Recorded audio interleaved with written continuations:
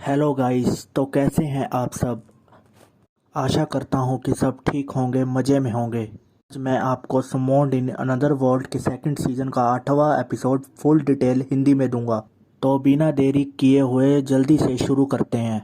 जैसा कि हम फोटो में देख रहे हैं कि रोआ और सेसु तलवारबाजी कर रहे होते हैं। तभी हम देखते हैं कि रोआ थक कर नीचे बैठ जाती है। तभी सेत्सु रोआ से पूछता है, क्या हुआ तुझे, तू तो किंग की बेटी है, तू क्यों थक कर बैठ गई है नीचे। तभी रोआ को गुस्सा आता है और कहती है कि मैं तुझे अपने गुरु के रूप में एक्सेप्ट नहीं कर सकती हूँ। तभी सेत्सु रोआ से कहता है कि मैं भी नहीं चाहता कि मैं तेरा गुरु बनूँ। तभी रोआ गुस्से में सेत्सु से कहती है कि बेशक तू इस दुनिया को बचाने वाला हीरो हो या मेरे पिताजी का प्यारा हो, मैं तुझे अपने गुरु के रूप में एक्सेप्ट बिल्कुल नहीं कर सकती। फिर वो कहती है कि तुझे मेरा मास्टर बनने के लिए या गुरु बनने के लिए मुझे पहले हराना होगा। अब हम देखते हैं रॉयल किंगडम का नज़ारा। हम देखते हैं कि वहाँ अब क्या चल रहा है। हम देखते हैं कि बीस्ट किंग के सारे सिपाही आपस में बहस कर रहे होते हैं। इस एपिसोड में बीस्ट किंग का नाम रेगुलस है। तभी एक सिपाही गुस्से में लाल होकर कहता है कि हम किस चीज़ का इंतज़ार कर रहे हैं, हमें राक्षस और मनुष्यों पर अपना अधिकार जताना चाहिए। तभी दूसरा सिपाही भी उठकर कहता है कि आप इस पर विचार क्यों नहीं कर रहे हो। तभी तीसरा सिपाही उठकर कहता है कि हमें अपनी रक्षा के बारे में पहले सोचना चाहिए और कहता है कि इस तरह चुप रहना कायरों की निशानी है। तभी गुस्से में लाल होकर चौथा सिपाही कहता है कि हमें पहले अपने आप को तैयार करना होगा। तभी पांचवा सिपाही उठकर कहता है कि अगर उन्होंने हमारे ऊपर पहले वार कर दिया तब हम बहुत लेट हो चुके होंगे। तभी बीस्ट किंग को बाहर से कुछ आवाज़ें आने लगती हैं। फिर वो रोआ से पूछता है कि ये आवाज़ कैसी है। रोआ आवाज़ सुनकर खुश हो जाती है और वहाँ से भाग जाती है। फिर हम देखते हैं कि सेत्सु, लिविया और दो बहनें शिरिनेको और मिनेको के साथ बोट में किंगडम में आ रहा होता है। फिर सेत्सु और तीन लड़कियों का सामना बीस्ट किंगडम के सोल्जर से होता है। सोल्जर गुस्से में सेत्सु से पूछता है, तू कौन है और कहाँ से आया है। तभी सेत्सु कहता है कि मुझे सारे रूल्स मालूम हैं, मैं यहाँ जरूरी काम से आया हूँ।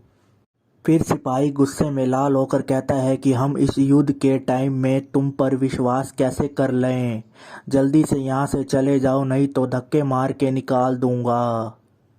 तभी शिरिनेको सेत्सु का बचाव करने के लिए आ जाती है और कहती है कि ये मेरा गुरु है। फिर सिपाही कहता है कि क्या फ़र्क पड़ता है ये कि ये तेरा गुरु है, जल्दी से यहाँ से चले जाओ नहीं तो बहुत मारूंगा। फिर शिरिनेको कहती है कि मुझे तो लगता था कि हम बहुत फेमस है, लेकिन यहाँ तो कुछ अलग ही है। तभी सेत्सु को बहुत गुस्सा आ जाता है और कहता है कि मेरे सिर में दर्द होने लगा है। फिर वो कहता है कि मैं पिछली बार की तरह अंदर छलांग लगा दूंगा। तभी सारे देखते हैं कि ऊपर से कुछ गिर रहा है। तभी हम देखते हैं कि ऊपर से तो रोआ गिर रही है। रोआ के धरती पर गिरने से वहाँ पर हड़कंप मच जाता है। फिर रोआ सेत्सु को देखकर बहुत खुश होती है और कहती है कि तुम्हारी खुशबू, तुम्हारी उपस्थिति बहुत अलग है। फिर सेत्सु रोआ से कहता है कि तुम बिल्कुल नहीं बदली हो। फिर शिरिनेको लिविया से पूछती है कि क्या यही किंग की बेटी है। फिर लिविया कहती है कि शायद हाँ, यही बेटी है। फिर हम देखते हैं कि सेत्सु रोआ को गले लगा लेता है। फिर हम देखते हैं कि रोआ सेत्सु पर हमला करने की कोशिश करती है। फिर सेत्सु उसको नीचे पटक देता है। फिर मिनेको सेत्सु से कहती है कि तुम पहले की तरह बहुत स्ट्रोंग हो। फिर रोआ सेत्सु से कहती है कि हमें मिले बहुत दिन हो गए, तुम शर्मा तो नहीं रहे हो। फिर सेत्सु कहता है, नहीं ऐसी कोई बात नहीं है। शिरिनेको फिर से कंफ्यूज हो जाती है कि क्या ये सही में किंग की बेटी है।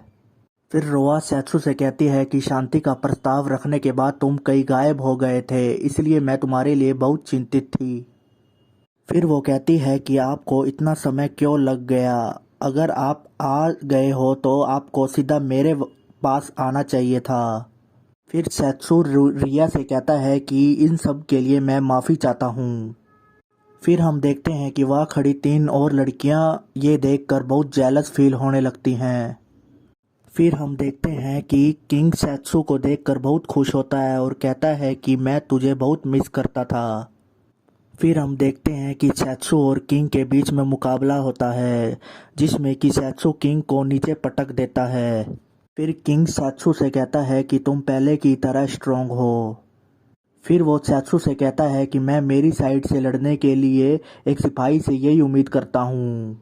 भी शिनेको कहती है कि हमने यह सीन पहली बार देखा है ना। फिर किंग सैत्सू से कहता है कि तुम बहुत अलग दिख रहे हो। फिर किंग सैत्सू से कहते हैं कि हमें बहुत खुशी हुई कि तुम यहाँ आए, हमें तो एक पार्टी रखनी चाहिए। फिर हम देखते हैं कि वहाँ खड़े सोल्जर आपस में कह रहे होते हैं कि हमें इस पर विश्वास नहीं करना चाहिए। पार्टी की बात सुनकर सैत्सू कहता है कि यह सुनने में अच्छा लगता है। फिर सैत्सू किंग से कहता है कि लेकिन मुझे आपसे एक इम्पोर्टेंट बात करनी है। फिर किंग सैत्सू से कहते हैं कि मुझे पता है कि तुम्हें ह्यूमन और राक्षस के बीच में जो वार चल रहा है उसके बारे में बात करनी है। फिर सैत्सू किंग से कहता है कि इस सब के पीछे टोमा का हाथ है, वो अभी भी जिंदा है। वो कहता है कि टोमा सबको मारने का प्लान कर रही है। फिर राजा यह सुनकर कहता है कि मैं और मेरा ये देश चुप नहीं रह सकता। सैत्सू राजा से कहता है कि टोमा यहाँ भी हमला कर सकती है। फिर लिविया वहाँ आती है और कहती है कि किंग को भी हमारा साथ देना चाहिए। फिर रोआ कहती है कि मुझे अपने पिता की जगह मुझे जाना चाहिए। फिर राजा रोआ से कहते हैं कि हाँ तुम जा सकती हो, तुम मेरी जगह ले सकती हो, तुम्हारे में सब काबिलियत है। फिर हम देखते हैं कि वहाँ एक बंदा बीच में आ जाता है और कहता है कि हमें इंसानों पर भरोसा नहीं करना चाहिए। फिर कहता है कि राक्षस और इंसान दोनों हमारे दुश्मन हैं, हमें अपने देश को बचाना होगा। फिर सैत्सू राजा से पूछता है कि कौन है ये। फिर वो बंदा कहता है कि मैं यहाँ का कमांडर हूँ और रोआ का मंगेतर हूँ, मेरा नाम रोगा है। फिर किंग कहता है कि कमांडर की बात में तो दम है, लेकिन सैत्सू भी बहुत बड़ा हीरो है। फिर कमांडर रोगा कहता है कि ये वही इंसान है ना जो 5 साल से गायब था। फिर वो कहता है कि हम कैसे जान ले कि ये हमारी साइड है। फिर रोआ कमांडर से कहती है कि पागल मत बनो, ये मेरे आने वाले गुरु हैं। फिर कमांडर रोगा रोआ से कहता है कि ये वही है ना जो तुम्हें 5 साल से छोड़ के चला गया था। फिर कमांडर कहता है कि ये वापस आ गया, इसका मतलब यह नहीं कि ये भरोसे के लायक है। फिर किंग कहते हैं कि हाँ दोनों की बातों में तो दम है। फिर किंग कमांडर की ओर इशारा करके कहते हैं कि तुम्हें तो पता है ना हम इसके लिए क्या कर सकते हैं। फिर कमांडर किंग से कहता है हाँ मुझे सब पता है। फिर कमांडर सैत्सू को कहता है कि मैं तुम्हें एक युद्ध के लिए चैलेंज देता हूँ। फिर वहाँ का राजा खड़ा हो जाता है और युद्ध की घोषणा करता है। वहाँ खड़े सारे लोग हैरान हो जाते हैं। फिर कमांडर रोगा कहता है कि जो ये युद्ध जीतेगा वो रोआ से शादी करेगा। यह सुनकर फिर से सारे लोग हैरान हो जाते हैं। सैत्सू कमांडर से कहता है कि यह सब शादी करने के लिए नहीं था। फिर कमांडर सैत्सू से कहता है कि मैं तुम्हारा कल युद्ध मैदान में इंतजार करूंगा। फिर किंग सैत्सू से कहते हैं कि अगर तुम जीत गए तो तुम्हें रोआ और ये मिलिट्री सपोर्ट सब मिलेगा। फिर रोआ सैत्सू से कहती है कि तू ही मेरा गुरु है। फिर सैत्सू रोआ से कहता है कि हाँ यार ठीक है। रोआ फिर कहती है कि तुम कितने अच्छे हो। यह देखकर वहाँ खड़ी सारी लड़कियाँ जेलस फील होने लगती हैं। फिर हम देखते हैं कि धीरे धीरे रात होने लगती है। रोआ फिर रोगा के कमरे में जाती है और कहती है कि मैं तुम्हारे साथ रहूंगी क्योंकि सैत्सू बहुत बड़ा हीरो है। कमांडर रोगा कहता है कि मुझे लड़ाई करने की ज़रूरत नहीं है, मैं अपनी क्षमता खुद जानता हूँ। कमांडर अपने हाथ पर लगा टैटू रोआ को दिखाता है, कहता है कि यह एक जादूगर ने मुझे दिया है। फिर कमांडर रोगा रोआ से कहता है कि यह मेरी सारी इच्छाएं पूरी करेगा, लेकिन किंग ने मुझे इस पर विश्वास करने के लिए मना किया है। फिर वो कहता है कि यह टैटू मेरी रक्षा के लिए बहुत ज़रूरी है। फिर हम देखते हैं कि सुबह होने लगती है और युद्ध की तैयारी होने लगती हैं। वहाँ हम देखते हैं कि सभी लोग कमांडर और सैत्सू को चीयर अप करने लगते हैं। सैत्सू और कमांडर के बीच में युद्ध स्टार्ट हो जाता है। हम देखते हैं कि सैत्सू कमांडर पर भारी पड़ रहा है। फिर रोआ सैत्सु को बधाई देती है और उसे शुभकामनाएं देती है। फिर हम देखते हैं कि कमांडर एक अलग सा रूप ले लेता है। हम देखते हैं कि कमांडर एक डरावना सा रूप ले लेता है जो कि सैत्सु पर भारी पड़ने लगता है। फिर हम देखते हैं कि सैत्सु इस डरावने जानवर को भी हरा देता है। फिर सैत्सु किंग को कहता है कि इतना ठीक था ना, मुझे रोआ से शादी नहीं करनी, आप मुझे रोआ थोड़े दिन के लिए उधार दे दो। यह सुनकर वहाँ डरावना जानवर फिर आ जाता है और कहता है कि अभी अंत नहीं हुआ है। फिर सैत्सु कमांडर से कहता है कि मैं तुझे और हर्ट नहीं करना चाहता। फिर टैटू में से आवाज़ आने लगती है, तुम्हें आकार ज़्यादा आ गया है क्या? तुम्हें अपने आप से घृणा होने लग गई है क्या? फिर हम देखते हैं कि रोआ सैत्सु से तलवारबाजी करने लगती है। यह देखकर कमांडर जानवर को बहुत गुस्सा आ जाता है। फिर हम देखते हैं कि वह जानवर बहुत उग्र हो जाता है, बहुत पावरफुल हो जाता है, जिससे सैत्सु और वहाँ खड़े सारे लोग हैरान हो जाते हैं। हम देखते हैं कि लिविया सैत्सु को एक बड़ी सी तलवार देती है। फिर सैत्सु उस तलवार का उपयोग करके उसके चितड़े चितड़े कर देता है। लेकिन फिर सैत्सु देखता है कि ये तो दोबारा से फिर से जुड़ा जा रहा है। तभी रोआ वहाँ आती है और कमांडर को रोकने लगती है।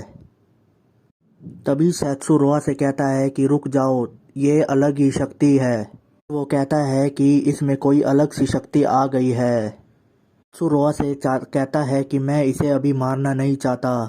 रोआ सैत्सु से पूछती है कि तुम्हारे पास और कोई प्लान है क्या? फिर सैत्सु रोआ से कहता है कि हाँ, लेकिन इसमें बहुत बड़ा रिस्क है, मैं इससे हेल्पलेस हो जाऊंगा। फिर रोआ कहती है कोई बात नहीं, मैं तुम्हारी मदद करूंगी।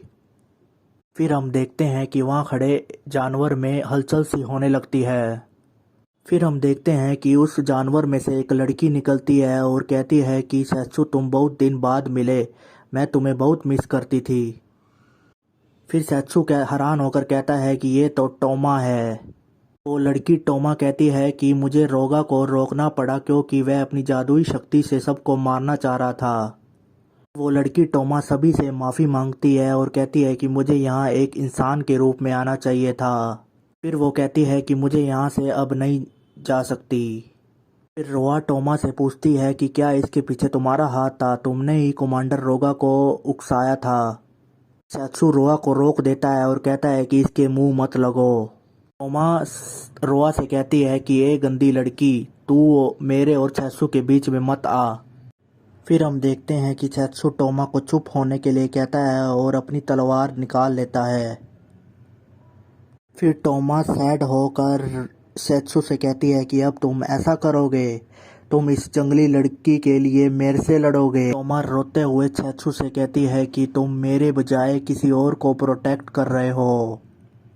टोमा कहती है कि तुमने मेरा प्रॉमिस क्यों तोड़ा? फिर वो कहती है कि मैं ही हूँ जो तुम्हें खुश रख सकती हूँ, मैं ही तुम्हें खुश रखूँगी। फिर वो गुस्से में होकर कहती है कि मैं राक्षस, इंसान, जानवर सबको मार दूँगी। फिर वो कहती है कि सबको मार कर मैं और सैत्सु शांति से सारा जीवन व्यतीत करेंगे। सैत्सु यह देखकर गुस्से में आ जाता है और उसको कहता है कि चुप हो जा मूर्ख। सैत्सु टोमा से कहता है कि तूने जो प्लान बनाया है मुझे इससे कोई फ़र्क नहीं पड़ता है, अगर मुझे तुझे दोबारा मारना पड़े मैं तेरे को मारूंगा। फिर टोमा सैत्सु से पूछती है कि क्या तुम सच में मुझे मारोगे? फिर टोमा सबसे कहती है कि राक्षसी महाद्वीप पर आक्रमण शुरू हो चुका है। फिर वो कहती है कि सब खत्म होने वाला है। फिर सैत्सु टोमा से कहता है कि तुम सबको कैसे मारोगी? फिर टोमा सैत्सु से कहती है कि मैं तुम्हें अंत में जीत लूँगी और वहाँ से गायब हो जाती है धीरे धीरे। फिर हम देखते हैं कि वहाँ पर बारिश होने लगती है और सन्नाटा छा जाता है। फिर हम देखते हैं कि वो जानवर नीचे गिर जाता है। फिर किंग दुखी होकर कहते हैं कि मुझे इस युद्ध की इजाज़त नहीं देनी चाहिए थी। सैत्सु किंग को समझाता है कि ये रूठने का समय नहीं है, इसमें आपकी कोई गलती नहीं है, हम दुख बाद में अब मना लेंगे। और कहता है कि यह समय अब लड़ने का है। राजा कहते हैं कि हाँ, तुम ठीक कह रहे हो। सैत्सु राजा से कहता है कि हमें तुरंत प्रभाव से राक्षसी महाद्वीप पर जाना चाहिए, किसी हाल में टोमा को रोकना ही पड़ेगा। किंग सैत्सु से कहते हैं कि ठीक है, मैं तुम्हारे साथ हूँ और तुम्हारे लिए शिप का एक इंतजाम करता हूँ। फिर राजा सैत्सु से कहता है कि हमारी आर्मी इसकी जल्द से जल्द प्रिपरेशन करेगी। फिर सैत्सु राजा की ओर देखकर कहता है कि मैं आप पर भरोसा कर रहा हूँ।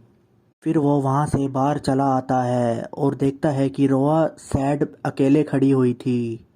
फिर सैत्सु रोआ के पास जाता है और पूछता है कि क्या तुम ठीक हो। फिर रोआ सैत्सु से कहती है कि हाँ, मैं बिल्कुल ठीक हूँ। रोआ सैत्सु से कहती है कि हम बाद में भावुक हो लेंगे। फिर सैत्सु रोआ से कहता है हाँ ठीक है। फिर वो दोनों वहाँ से चले जाते हैं। चलो दोस्तों, यह एपिसोड तो यहीं तक था। अगर आपको मेरी ये एक्सप्लेनेशन अच्छी लगी हो तो प्लीज़ सब्सक्राइब ज़रूर कर जाएं। और मेरे से कोई बीच में गलती हो गई हो तो प्लीज़ मुझे माफ़ कर दें। और अंत में आपसे विदा लेना चाहूँगा। ज़रूर मिलेंगे अगले एपिसोड 9 में। आपका बहुत बहुत धन्यवाद।